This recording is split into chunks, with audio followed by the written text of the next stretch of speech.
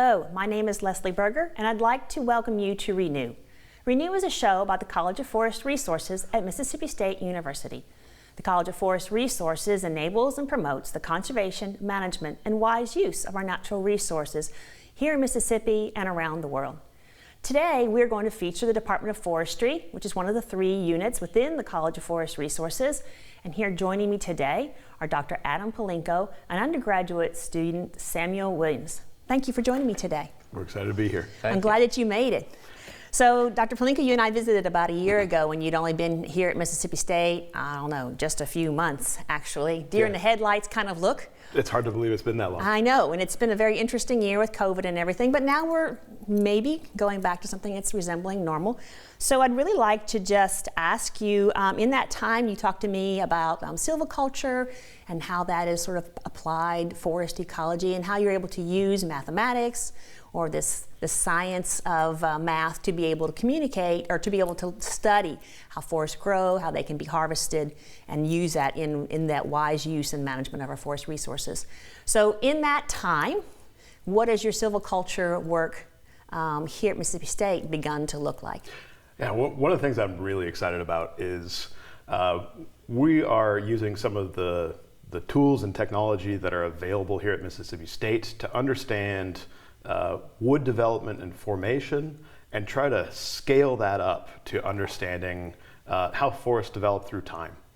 So we're using a couple historic trials out on our school's John W. Starr Memorial Forest to understand changes in wood-specific gravity and how those changes are affected by the spacing between trees. Mm-hmm. More specifically, the spacing between trees affects the amount of live crown that can extend out, mm-hmm. And that competition also creates a live crown that raises in denser stands much more rapidly. Sure, because it's trying to reduce that competition with the others by growing faster to get up above the others? Not necessarily. What actually happens is that intense competition from the side causes that base of the live crown to grow up. Okay. Across the densities that we are looking at, we actually see that height growth is relatively the same across all of the different densities.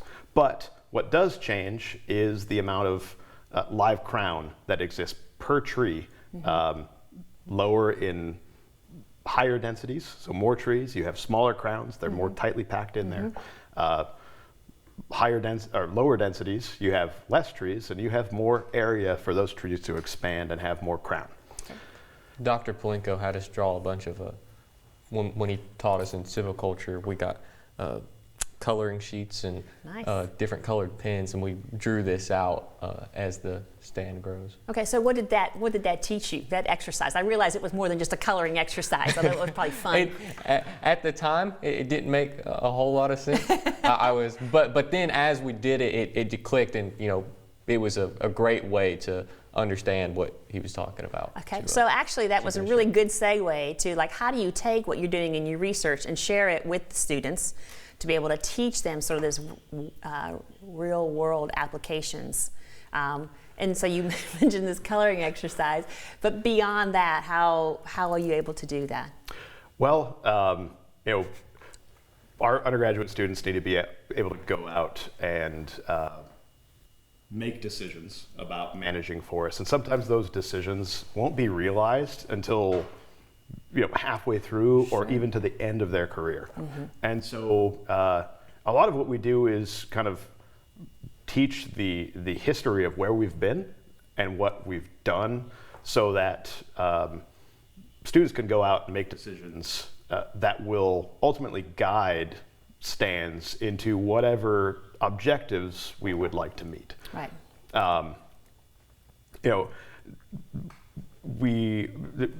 Silviculture in general tends to have set recipes for solutions that work. We call that cookbook silviculture. Sure.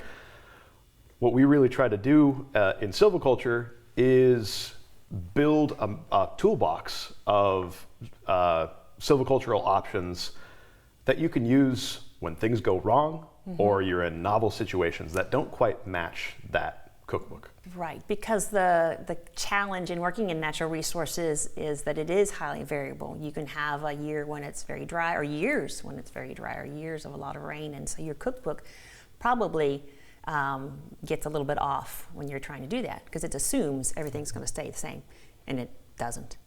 So what does that mean for you as a student in the College Forest Resource, to know your faculty are trying to give you these real-world examples? How does that make you feel about your preparation for a college career, or for a career beyond college? It's great. You know, practice of silviculture with Dr. Plinko has been one of my favorite classes here. It's practical. It's practical. I feel like the things I learned in that class, I know that I'm going to go out and use when I have a job in the real world, and that's exciting for me. I enjoy learning something that I'm going to put to use. Right, so it's not just so esoteric, but you can see value into it. And so that harkens back to those days when you're taking those classes when you say things like, why do I have to learn this? I will never use it. Yeah.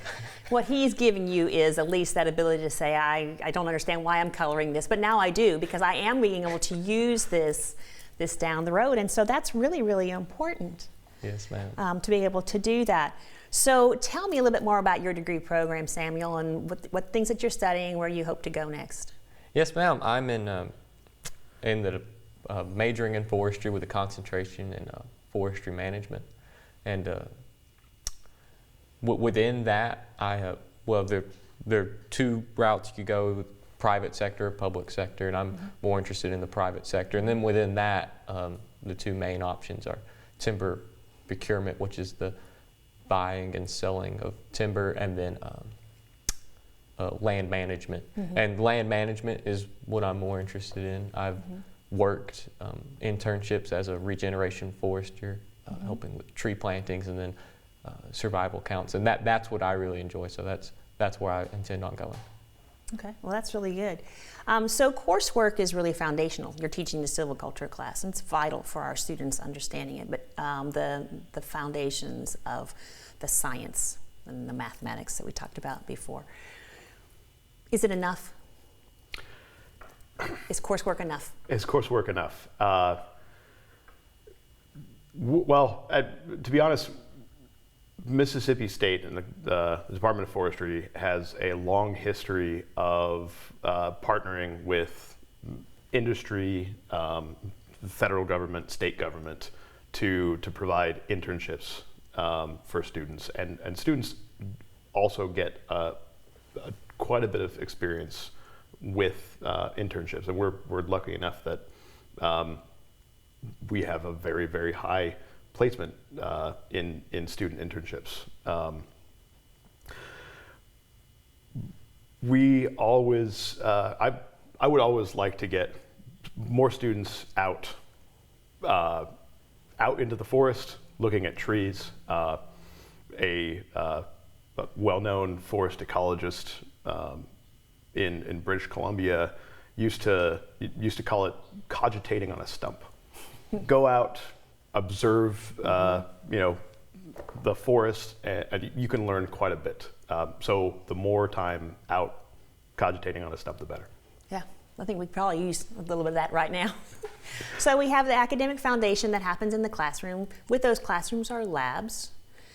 You mentioned the internship that you did, and you also mentioned those opportunities to work in the field with the professionals. We also have professional societies that students can engage with. And I understand that our forestry club got a recent award. So tell me about that, Samuel. Yes, ma'am. Our student chapter, the Society of American Foresters, has won the Outstanding Student Chapter in the nation. This is our, and it's something I'm very, very proud of.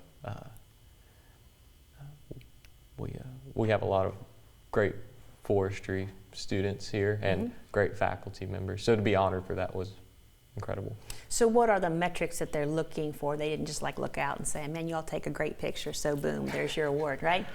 So what is it that they're using to award that criteria or that honor to your group? Well, aside from having some very pretty foresters, Well, that's true.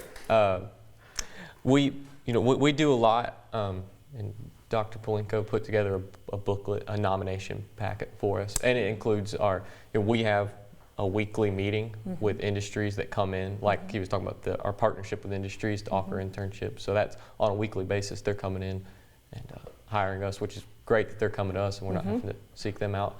We also do a lot of volunteer work.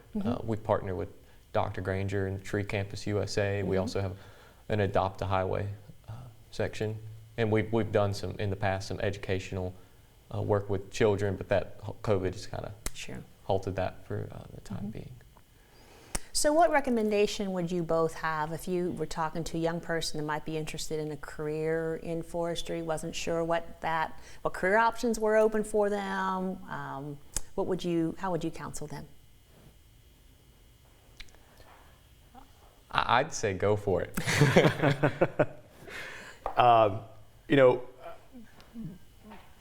There's a lot of young people, I think, that don't necessarily know about the many different directions that you can take with a career in forestry. I often get asked, "Oh, so you're going to be a park ranger, right?" That's correct. Right. And and you can be. And I can be a park ranger, but there's so much more to it that I think goes unrecognized. Sure. So park ranger, you mentioned procurement forester, so someone who actually goes out there and sources the trees that are being used by the industry. There's the land management side where you're consulting with public or private landowners on how to actually produce the forest composition they want, whether it's strictly for timber production or mixed use, wildlife value, as well as societal values, water quality, carbon sequestration, so all those kinds of things. Teaching, like that. Research. Absolutely. Yes, ma'am. So a lot of different opportunities that I think you're very key. A lot of people don't recognize that this actually is a career field for them. Can be very rewarding, and look where it's led you to. So I appreciate you all coming and visiting with me today and sharing what you know about forestry and career opportunities and your experience as an undergrad. I hope the rest of you that have joined us today have learned a little bit more about these topics and the rewarding careers that are available out there for people in natural resources fields, but also the important role of forestry in conserving our natural resources by providing those renewable materials that we can use in our buildings, but also these more societal benefits like clean water and carbon sequestration and wildlife habitat, soil conservation. Thank you for joining us today, and I hope to see you again on Renew.